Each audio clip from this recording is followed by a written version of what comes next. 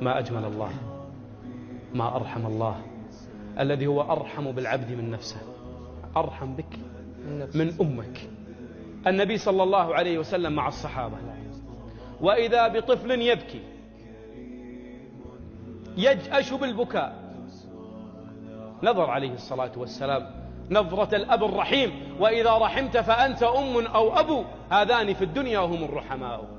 نظر طفل يبكي، قال: يا عمر ألا تسمع البكاء؟ قال: بلى يا رسول الله. قال: احضنه يا عمر. حضنه عمر وأجلسه في حجره رضي الله عن الخطاب فاروق هذه الأمة حتى هدأ روعه.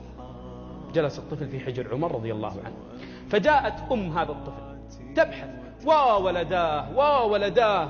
فقال النبي عليه الصلاة والسلام: ادفعه لها يا عمر. فدفعه لها، فلما التقى الطفل بأمه حضنته وضمته وقبلته وشمته، كيف لا وهو فليدة كبدها، كيف لا وهو ابنها.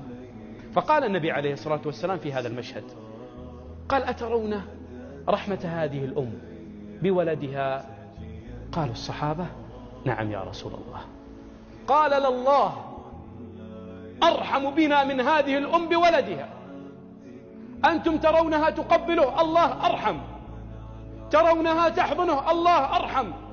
من أتى الله شبرا أتاه الله ذراعا، من أتى الله يمشي أتاه الله هرولة يسعى، من قدم لله شبرا قدم الله له باعا.